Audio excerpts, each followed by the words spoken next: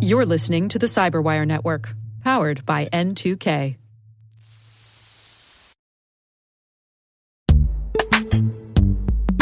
In the dynamic world of enterprise security, identity architects and IT leaders face a major challenge.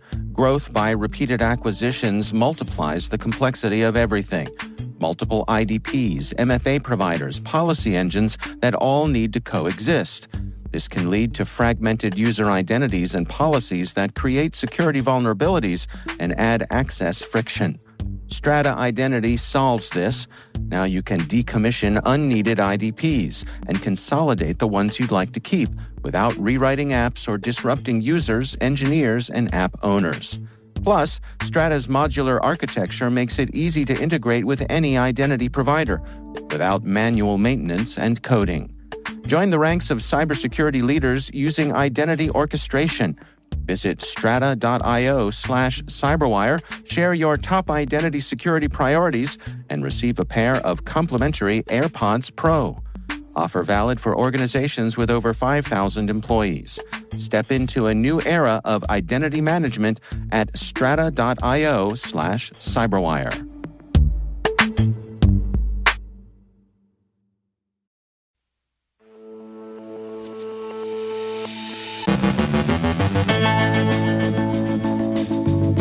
The DOJ indicts 4 Iranian nationals on hacking charges. Legislation to ban or force the sale of TikTok heads to the president's desk. A Russian hacking group claims a cyber attack on an Indiana water treatment plant. A roundup of dark web data leaks. Mandiant monitors dropping dwell times. Bcrypt bogs down brute forcing. North Korean hackers target defense secrets. In our Learning Layers segment, hosts Sam Meisenberg and Joe Kerrigan continue their discussion of Joe's ISC2 CISSP certification journey. On our Industry Voices segment, Tony Valecha, CEO of Cyberproof, joins us to explore some of the pain points that CISOs and CIOs are experiencing today and how they can improve their cyber readiness. And ransomware may leave the shelves of Sweden's liquor stores bare.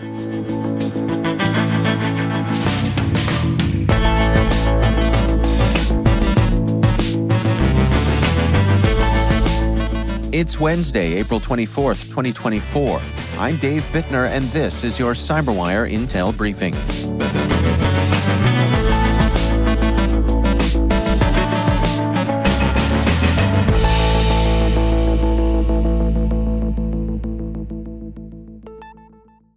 Thanks for joining us here. It is great to have you with us. The U.S. government has indicted 4 Iranian nationals for hacking operations targeting various U.S. entities, including the Treasury and State Departments, defense contractors, and 2 New York-based companies, allegedly for the Iranian Islamic Revolutionary Guard Corps. They face charges of computer fraud and wire fraud, with potential sentences ranging up to 20 years for each count of wire fraud. Additionally, the Treasury Department has sanctioned these individuals, and the State Department is offering up to $10 million for information leading to 3 of the men. The operations involved 2 IRGC front companies and lasted from 2016 to at least April 2021, primarily targeting defense contractors and other U.S. businesses. Congress has passed legislation mandating the sale or ban of TikTok due to national security concerns related to its Chinese ownership by ByteDance. The bill, which received strong bipartisan support, was part of a larger package that also included aid for Israel, Ukraine, and Taiwan. The Senate approved it with a significant majority, and President Biden is expected to sign it into law. Once enacted, ByteDance will have about 9 months, extendable by 90 days, to divest TikTok. The legislation highlights the serious concerns about potential Chinese government access to American data through TikTok, despite the app's economic and cultural influence in the U.S. TikTok disputes these claims and plans to legally challenge the legislation, arguing it infringes on free speech rights. The move marks a significant step in the U.S. government's ongoing scrutiny over foreign technology influences and data security. A hacker group known as the Cyber Army of Russia has claimed responsibility for a cyber attack on the Tipton wastewater treatment plant in Indiana, as revealed in a video on their Telegram channel. Despite the group's claim, local officials confirmed the attack but stated that the facility continued to operate normally with minimal disruption. The group, which has been linked to the Russian state actor Sandworm by security firm Mandiant, has a history of targeting U.S. infrastructure and portrays itself as a hacktivist collective. The true extent of the damage from the attack remains unclear, as investigations are still ongoing. The SOC Radar dark web team discovered a database leak from Honda Vietnam containing sensitive customer information. This leak is part of a broader collection of cyber threats the team has discovered being offered on dark web markets, including a new insider information service and a malware service which endangers corporate and email security. Moreover, sensitive data of Chinese citizens using Huawei and iPhones obtained from major carriers is being marketed. Additional detected threats include unauthorized network access for sale to a French construction company and data from critical U.S. airports also for sale. Mandiant's M-Trends 2024 report indicates a notable improvement in global cybersecurity, with the median dwell time for attackers within systems dropping to just 10 days in 2023 from 16 days in 2022. This reduction is attributed to a higher proportion of ransomware incidents and better internal detection capabilities, as organizations have enhanced their systems defenses. Despite this progress, the report highlights a rise in the use of zero-day exploits by attackers to evade detection and extend their presence in compromised systems. Notably, the Asia-Pacific region saw the most significant decrease in dwell time, while the EMEA region experienced a slight increase. The report stresses the importance of maintaining vigilant threat hunting and effective incident response strategies to counter these evolving cyber threats. The latest analysis on brute force password cracking from Hive Systems now focuses on passwords hashed with bcrypt, shifting from the less secure MD5 algorithm. Using NVIDIA GeForce RTX 4090 GPUs, the study found that passwords under 7 characters can be cracked within hours. Comparatively, weak 11-character passwords now take 10 hours to crack with bcrypt, a significant improvement from being instantly broken last year.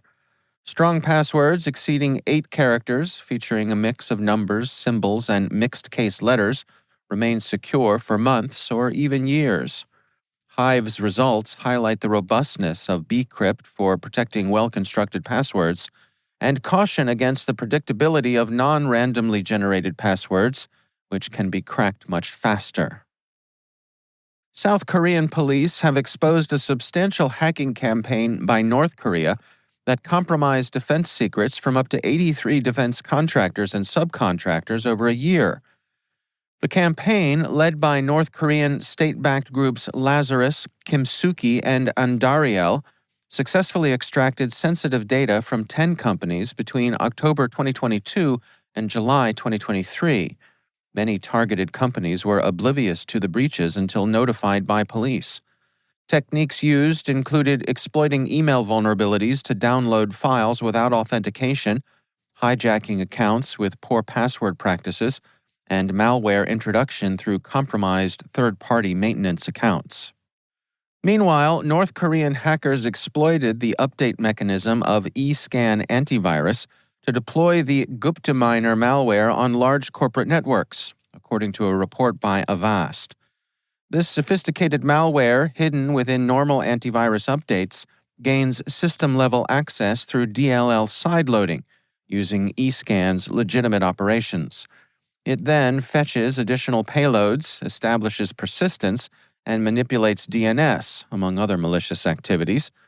Gupta-Miner also checks for the presence of specific security and monitoring tools to avoid detection and executes on machines with sufficient hardware resources to evade sandbox detection. Despite remediation efforts by eScan, including more secure update protocols, infections persist, suggesting some systems remain vulnerable. Avast links Gupta Miner to the North Korean group Kimsuki based on operational similarities.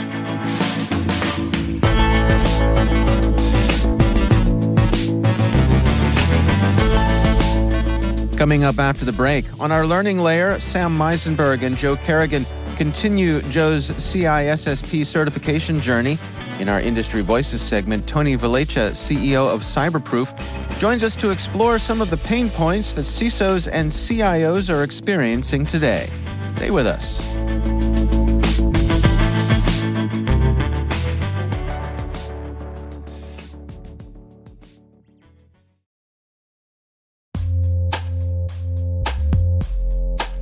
Hey everybody, today I want to highlight a name that all of us know well, and that is our sponsor, Splunk.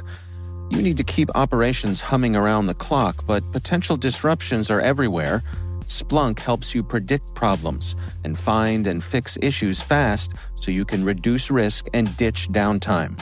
The world's largest enterprises rely on Splunk's unified security and observability platform to become more efficient, resilient, and innovative. With Splunk, you can react quickly, evolve faster, and be ready for anything. Stay ahead of disruptions. Learn more at splunk.com/resilience. And we thank Splunk for sponsoring our show.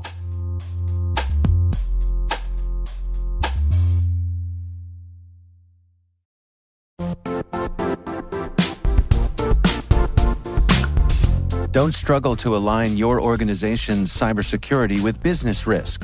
Get the only solution that goes beyond reacting to threats with vulnerability and risk monitoring.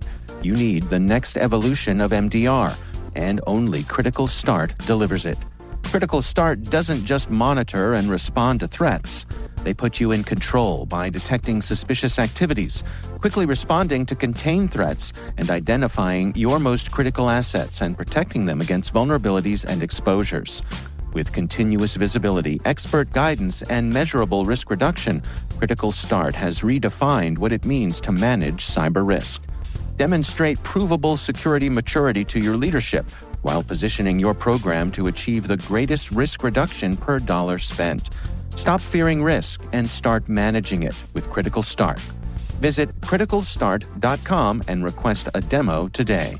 That's criticalstart.com.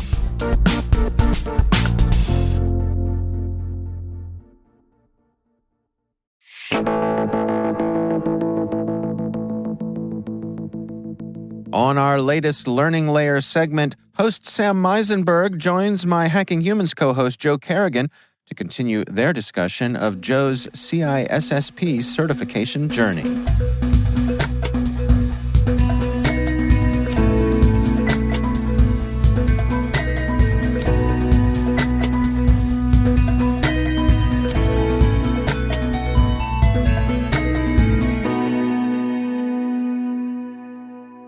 Welcome back to another Learning Layer segment. We're joined again by Joe Kerrigan as he gets ready for his CISSP. So Joe, since the last time we talked, you were making good momentum. Yep. You finished Domain 2 and you're on to Domain 3. So what do you, very different flavor of material, Domain 2 to Domain 3. Domain 3 is a little more technical. Yes. So how did that feel? I love the cryptography stuff. Yeah. You know, that was all very, very native to me. Yeah. First off, they're not teaching you how to be a cryptographer. Right. So don't worry. You don't have to understand why factoring large products and prime numbers is hard. Yeah. You don't need to know that. Yeah. In fact, that's the only thing I really understand about asymmetric cryptography is very large prime numbers multiplied together. Okay. But that's one algorithm. And also, while we're on the topic, I remember that you're a crypto guy, because when we talked about the diagnostic, maybe even for like the CC exam, you were mad because there's technically a wrong answer choice I was mad. Right. I was mad about a wrong answer on the CC exam that I don't think should have been wrong. Right. And it was because it was, how do you ensure integrity? And they said, well, the answer was hash. Right. Right. But if you just send a hash and I intercept that message, I'm changing the hash as well. So you have to encrypt that hash with your private key, and that becomes the digital signature that verifies. Exactly. So you need both. Exactly. You need a hash and a private key. They talk about that here. Right, exactly. I was about to say, it's like almost a perfect tie-in, because those who might be studying along with Joe, the reason why that it ensures non-repudiation is because, as you said, since it's encrypted with the sender's private key, what's the only thing in the world that could decrypt it? It's the sender's public key. Which means it had to be encrypted by the sender's private key. And who's the only person in the world with sender's private key? The sender. The sender. So that's how you know Hopefully, it came from the person. Anyway. Right. Hopefully. In theory, that's the way it is. And if somebody breaches your private keys, then that's a problem, of course. But let's not assume that we're talking about that kind of error. We're talking about an error, a situation where all the key management is happening well and the system is working as it should be. You're correct.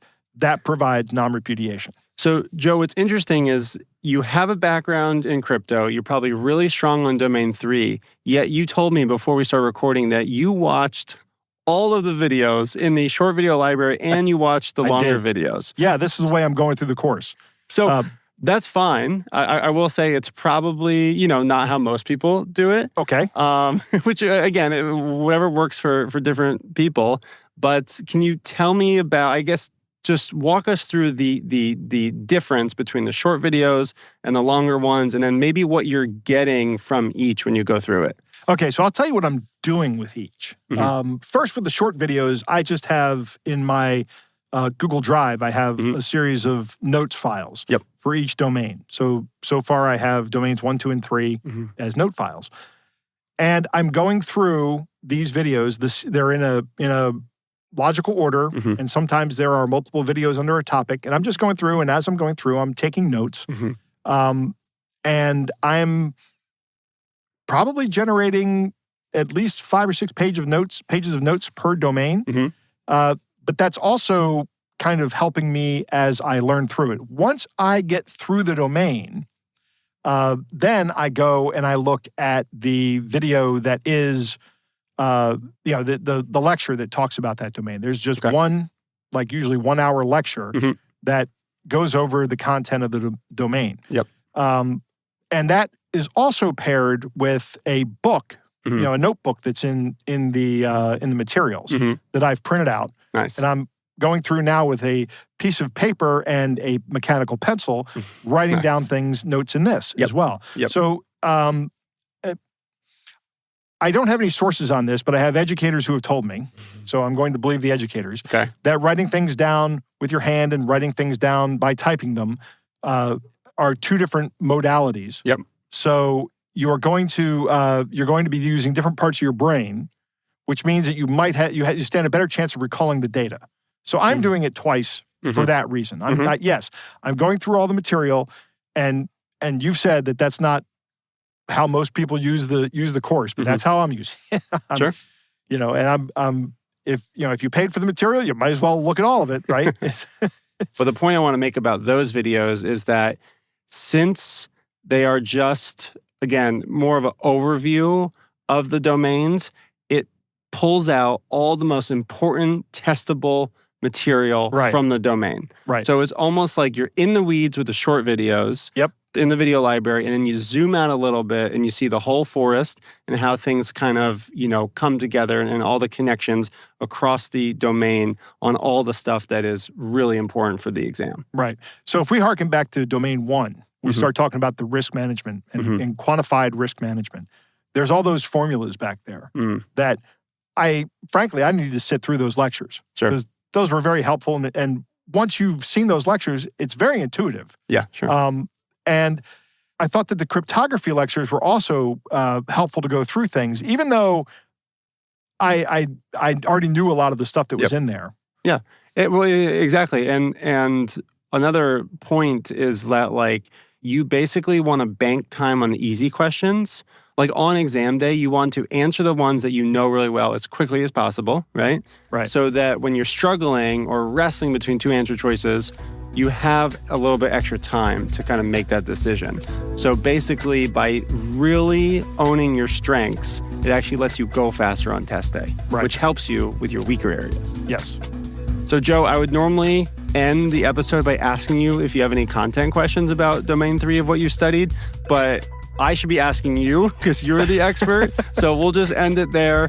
We look forward to continuing your journey and learning next time about Domain 4.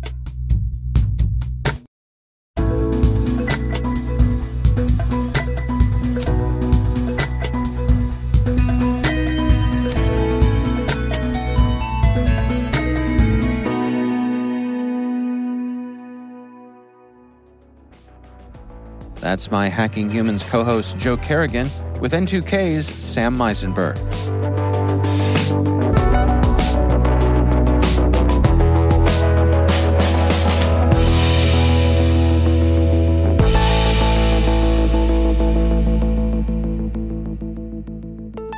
Tony Valecha is CEO of Cyberproof, and in today's sponsored Industry Voices segment, he joins us to explore some of the pain points that CISOs and CIOs are experiencing and how they can improve their cyber readiness. The landscape is changing dramatically. For companies here in the U.S. that are public, for example, the SEC rules were just rolled out. So if you are talking in the CISO circles, they're worried about potential criminal liability as well as all the new requirements that are coming and how, they have to be very careful about understanding what's material and what's not. More generally, I think CISOs are struggling with the fact that there's just a massive explosion of new types of attacks. I can rattle off a few statistics here. We have a threat intelligence team, so we keep track of some of this ourselves. And over the last few months, we've had over 2,400% increase in number of posts in dark web forums about ChatGPT. So you're seeing, as you know, ChatGPT got started last year. So you're seeing a rapid increase in the curiosity and things you can do, although we're not seeing the attacks and things happen. But you are seeing things like 135% surge in social engineering attacks. Many of these use ChatGPT to get better, right? So it's much easier to create an attack, ask it to write something, and it's much more effective. We used to be able to count on misspellings and things like that. We're seeing a fairly big increase in the types of attacks coming from the conflicts there, in Ukraine and probably Israel as well, but going from around 9.8% to 46% of the types of attacks. And these tend to be more advanced persistent threat type of attacks. And the other one I'll just throw out is there 78% of organizations that were attacked by ransomware were targeted by multifaceted types of extortions, right? So they not only attack you and come in with an attack and lock up your data, they also steal the data, and then they hold you ransom for bringing your data back, but also, whether they're gonna leak it. On top of that, they've been working with both IT and OT, so we're seeing different types of endpoints and devices target. So from an attacker standpoint, there's just a tremendous amount of change in things that are happening. Now, the other thing that I'll mention is there are, in the security space in general, CISOs are generally buying preventative solutions and things like that. There are just so many out there. And many are starting to question, are there too many? Have I bought too many? Do I have them all implemented? And can I keep layering? So you're starting to see a little bit of a worry about maybe I need to consolidate some of this and bring it together. We're also seeing, as usual, a lack of skilled labor in our industry. You just cannot find people. And these are complex skills to be able to diagnose types of attacks or even to be able to develop secure architectures. We've always had kind of a cost problem. Nobody wants to pay for cyber insurance in a corporation because it's like buying insurance. You hope you don't get attacked, but you have to do the basics around regulatory compliance. But you have that. But we're seeing more the need to do more, bring in more and more data to be able to defend ourselves, and this gets very expensive in terms of the core solution like SIMs within security operations. I kind of mentioned the explosion of endpoints, but you can imagine, I like to say, even the car is the endpoint these days, right? Because now you have self-driving cars that are talking to the internet, and to the cloud applications, and these become various new ways of creating threats to our environment. And finally, I'll just mention this, but the attacks are getting faster, meaning what used to happen over months, low and slow, is now happening very fast with the use of Gen AI. So multifaceted problem that CISOs have. It's growing in every dimension you can think of. Can we tackle the terminology itself? I mean, in your view, what comes under the umbrella when you say cyber readiness? What does that entail? I like to follow the NIST model, actually. And you're actually seeing that what's coming under the security umbrella is expanding. Regulatory compliance has always been there. It's everything from just making sure your users are properly trained, or your people are properly trained to understand and, not create errors when it comes to cyber attacks. Generally, though, you're looking at within the compliance all the things you need to do to make sure you're preventing. There's a setup part, which is making sure you have your users managed. You have your assets inventoried and covered, but then you need to prevent attacks. So there's generally a layering of technology that CISO selects to be able to make sure that they're preventing the attacks most effectively. But then the security operations, which is the ability to detect and respond to attacks. And then the last dimension of NIST is recover. And I think it's interesting. It's an area of opportunity because many have not really done as much here. But if you think of ransomware, we have to think not only about how I contain the attack so it's not further propagating, but if my systems are impacted, for example, and they're down, I have to bring them up within a certain amount of time so the business impact is minimized. So all of this comes under the realm of a CISO. And I think NIST is one of my favorite models just to be able to handle that. The one area I didn't mention, it's in there, but it's a subcategory, but it's a hot topic, and that's just what I call vulnerability and posture management, which is the ability to make in preventing cyber attacks. You want to make sure that you're not introducing vulnerabilities, and every day there's a new software patch or something that comes out. But in the case of cloud, there's an opportunity because there's posture management, which means you can put your policies out there. And as soon as, a firewall rules changed or something changes, which is outside of your security policy, you can be notified, or you can even have auto patching to correct much of that. Well, let's talk about some of the solutions here. I mean, from your point of view, how can these cybersecurity leaders come at this issue? Oh, that's a great question. So I'm going to spend probably a little more time on what I call the prevent, detect, and respond, because I think there's a lot of folks that will talk about compliance, and we can talk about compliance and the problem because we're seeing more and more requirements coming in, and they're splintered. But let's talk a little more about the really protecting against the actual attacks themselves. Now, one of the key challenges I mentioned before for CISOs is we're just seeing more and more products every day, and which is great because there's innovation. But the challenge is it's up to the CISO to do a lot of the integration of these products, or the CISO or the engineering teams, and to be able to make these solutions work together. So, and it gets complicated because it changes, rapidly. I think we're starting to see, and this is a good thing, some consolidation in the industry. And it's also happening in a space, when you go to the events that CISOs go to, you generally see the same players. But in the new world, you're starting to see players like Microsoft and Google get into the game. So as a hyperscalers start getting involved, they're consolidating. So for example, Microsoft has made many acquisitions of different products and solutions. They're creating an integrated security center. In the case of Google, very similar approach. They're really built, they've done an acquisition around SOAR. They use their search capability to create really a next generation high performance SIEM. And then they acquired Mandiant, which brings a lot of the intel and data around attacks and security. So they're starting to consolidate from that angle as well. I think one of the things that the opportunity for many of the security specialists today is to start stepping back and taking a more fundamental look. Their organizations are going through what a kind of a cloud-first strategy already.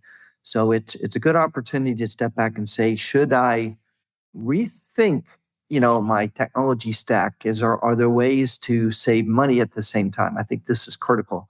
All of us, the major complaints when CISOs get together is just, there's only so much budget to do so much. There's only so many people that they can do it. They always feel they're behind the curve and not able to keep up. So I think this becomes an opportunity as we go forward to create those solutions.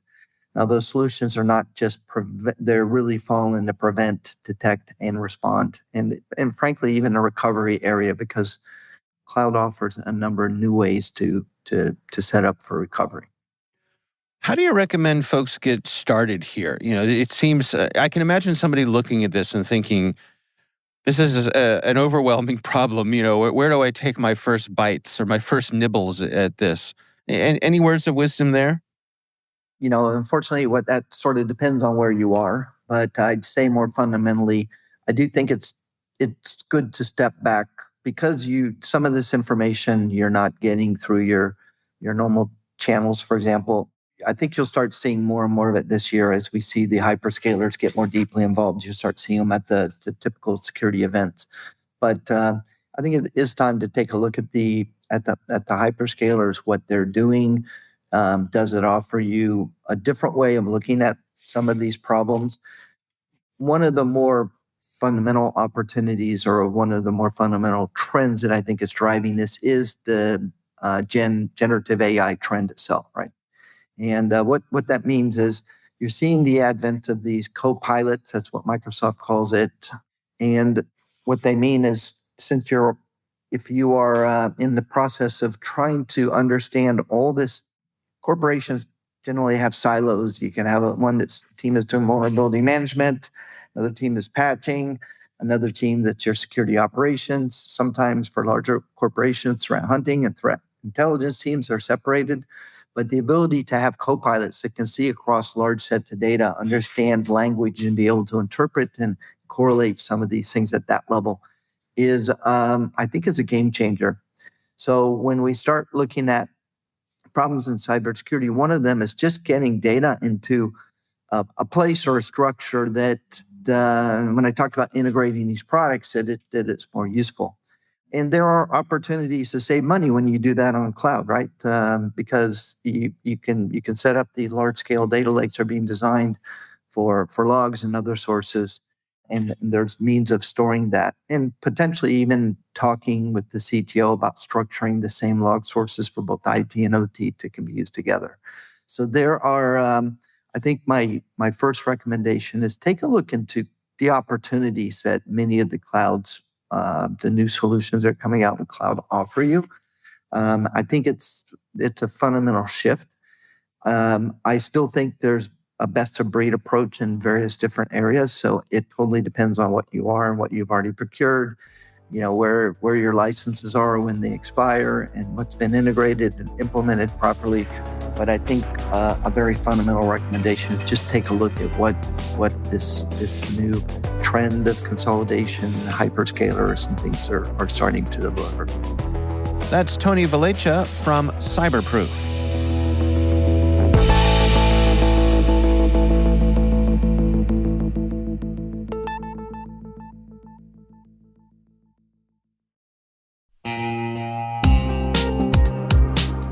Managing the requirements for modern security programs is increasingly challenging and time-consuming. Enter Vanta. Vanta gives you one place to centralize and scale your security program. Quickly assess risk, streamline security reviews, and automate compliance for ISO 27001, SOC 2, and more. You can leverage Vanta's market-leading trust management platform to unify risk management and secure the trust of your customers. Plus, use Vanta AI to save time when completing security questionnaires. CyberWire Daily listeners can get $1,000 off by going to vanta.com/cyber. That's VANTA.com/cyber.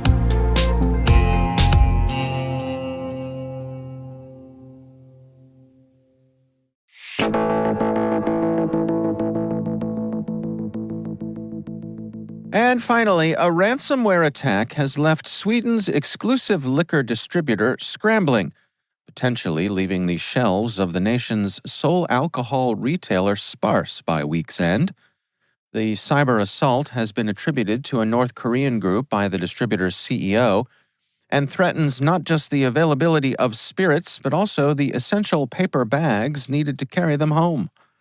This digital drama unfolds as Sweden revamps its National Cybersecurity Center, integrating it with the country's signals intelligence to enhance its cyber defense, following what the government criticized as subpar performance.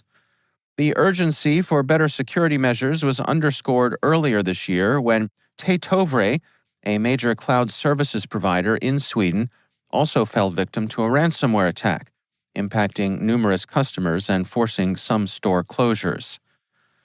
So, clearly, Sweden's digital defenses are being tested as they work to cork these cybersecurity shortfalls.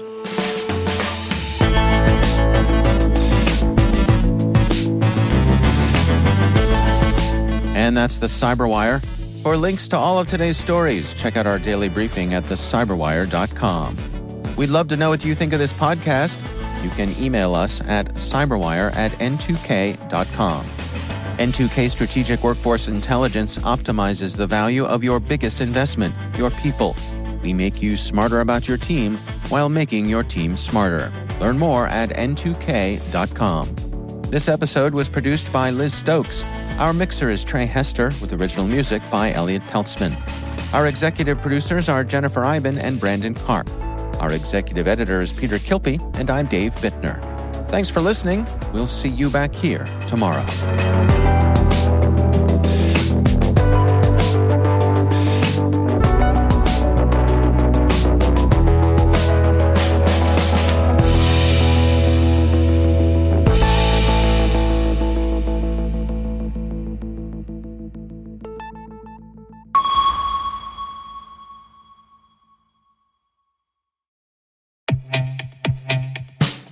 And now, a word from our sponsor, 6sense.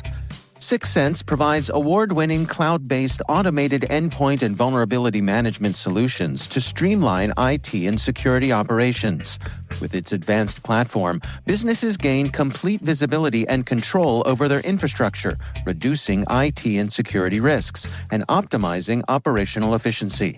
With 6sense, you'll get real-time alerts, risk-based vulnerability prioritization and remediations, and an intuitive automation and orchestration engine so you can focus on your core business goals, confident in the knowledge that your enterprise is secure, compliant, and running smoothly. To learn why enterprises choose 6sense, visit 6sense.com.